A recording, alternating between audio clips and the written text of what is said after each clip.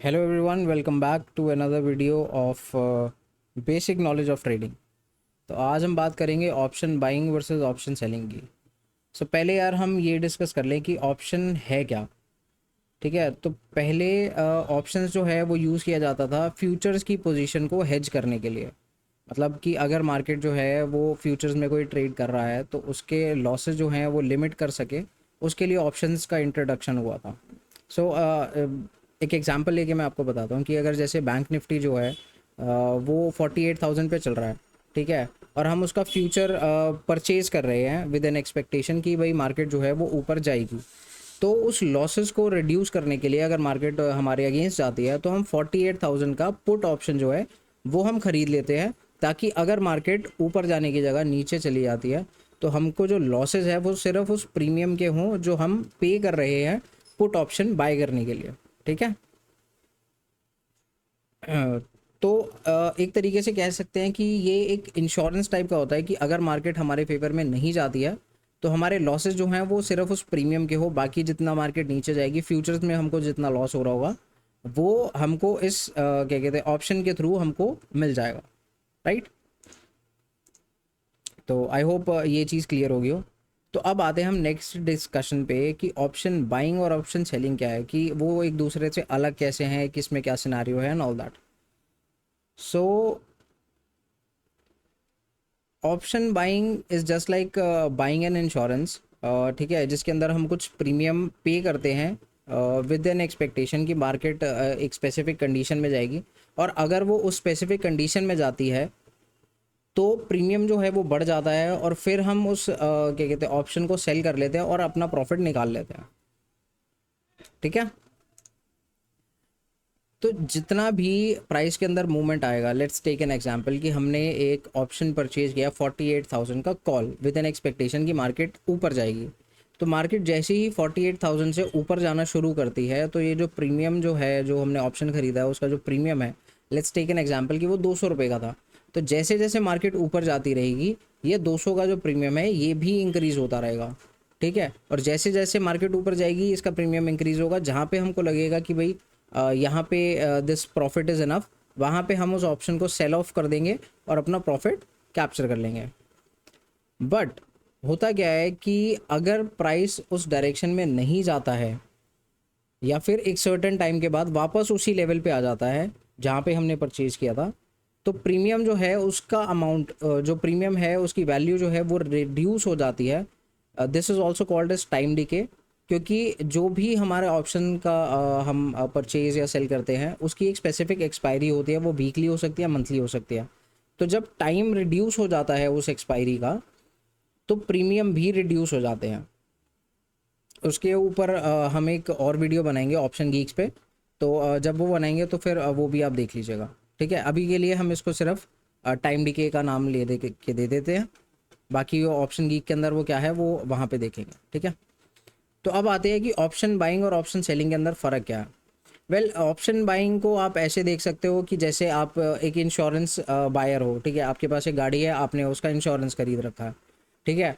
Option seller is basically वो company जो आपको इंश्योरेंस प्रोवाइड करिए, LIC एंड ऑल दोज। ठीक है। तो होता क्या है कि जो ऑप्शन सेलर्स हैं या जो बड़ी कंपनीज आपको इंश्योरेंस प्रोवाइड कर रही हैं उनके पास कैपिटल बहुत ज़्यादा होता है, एंड मोस्ट केसेस के अंदर वो प्रॉफिटेबल भी होते हैं। क्योंकि अगर आपकी गाड़ी का एक्सीडेंट नहीं होता तो आपने जो इंश्योरेंस के लिए प्रीमियम दे रखा है, जो फीस दे रखी है, वो ज़ीरो हो जाएगी after 1 year. Right. Similarly options के अंदर अगर आपने एक प्रीमियम दे रखा है जो कि एक स्पेसिफिक साइड का है, कॉल का या फिर पुट का, अगर मार्केट उस डायरेक्शन में नहीं आती तो फिर वो वाला प्रीमियम भी ज़ीरो हो जाएगा। राइट। एक्सपायरी के टाइम तक, उससे पहले थोड़ा बहुत रहेगा जो भी है। तो ऑप्शन बायर पैसा कब बनाते हैं, तो यहाँ पे यार मैं एक छोटा सा एग्जांपल लेके देता हूँ आपको कि आपने किसी एक पोजीशन पे, ये आपको लगा कि मार्केट ऊपर जाएगी और आपने एक कॉल ऑप्शन खरीद लिया। मार्केट अगर ऊपर जाती है आपके कॉल ऑप्शन का जो प्रीमियम है वो इंक्रीज़ होगा, और वहाँ पे जहाँ पे भी आपको लगता है कि भाई आपका प्रॉफिट इतना हो गया है कि आपको स्क्वायर ऑफ कर देना चाहिए, आप वहाँ पे स्क्वायर ऑफ कर दोगे और प्रॉफिट मिल जाएगा। ये सिर्फ और सिर्फ एक कंडीशन है जहाँ पे आप ऑप्शन बायर जो है वो प्रॉफिट बना सकते हैं। Let's come to option sellers. अब ऑप्शन सेलर्स का क्या सिनारियो होता है कि वो जैसे मान लो कि उसे भी यही चीज़ लगती है कि भाई एक स्पेसिफिक पोजीशन से मार्केट जो है वो ऊपर जा सकती है, तो वो क्या करेगा, वो उसका पुट ऑप्शन जो है उस स्ट्राइक प्राइस का या फिर उनका जो भी सेटअप रहेगा, वो पुट ऑप्शन उसका सेल ऑफ कर देंगे। तो उससे होता क्या है कि जैसे ही मार्केट ऊपर जाती रहेगी, पुट ऑप्शन का जो प्रीमियम है वो रिड्यूस होता रहेगा, वहाँ पे उनको पैसा मिलेगा।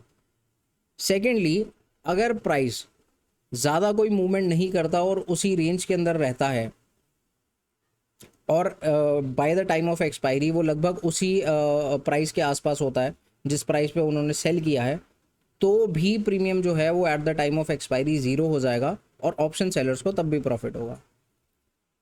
Got it?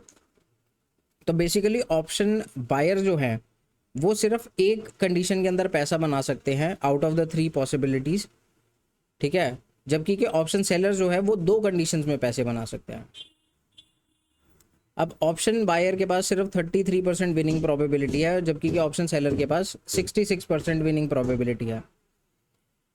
बट यहाँ पे एक और थोड़ा सा ट्विस्ट है कि ऑप्शन बाइंग के लिए आपको कैपिटल चाहिए बहुत कम, बट ऑप्शन सेलिंग के लिए आपको कैपिटल चाहिए ज़्यादा। ऑप्शन बाइंग आप 4-5 हज़ार रुपये से भी शुरू कर सकते हैं, बट ऑप्शन सेलिंग के लिए आपको कम से कम 1 लाख रुपये या उससे थोड़ा सा ज़्यादा चाहिए ही चाहिए, ठीक है। अब ऑप्शन बाइंग के अंदर जो लॉसेस होते हैं वो बहुत लिमिटेड होते हैं, क्योंकि जो प्रीमियम आपने दिया है, जो इंश्योरेंस का आपने पैसा दिया हुआ है, सिर्फ वही आपका लॉस हो सकता है।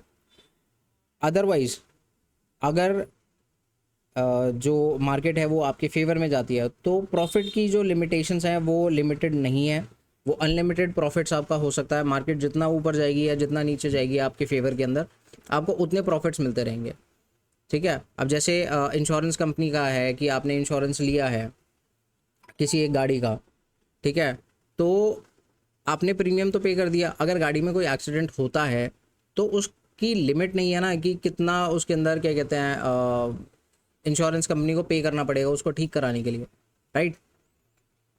Similarly is in this case, अब जैसे ऑप्शन सेलर है उसका जो प्रॉफिट है वो लिमिटेड होता है सिर्फ उस प्रीमियम तक जितना उसने गेन किया है वाइल सेलिंग इट, जबकि कि लॉस जो है वो उसका अनलिमिटेड होता है जब तक वो उसको स्क्वायर ऑफ नहीं करता, क्योंकि अगर मार्केट उसके अगेंस्ट जाती है या ऑप्शन बायर के फेवर में जाती है तो वहाँ पे जितना भी मार्केट बढ़ती रहेगी उस हिसाब से प्रीमियम भी बढ़ता रहेगा और ऑप्शन सेलर को वो प्राइस जो है वो पे करना पड़ेगा, राइट।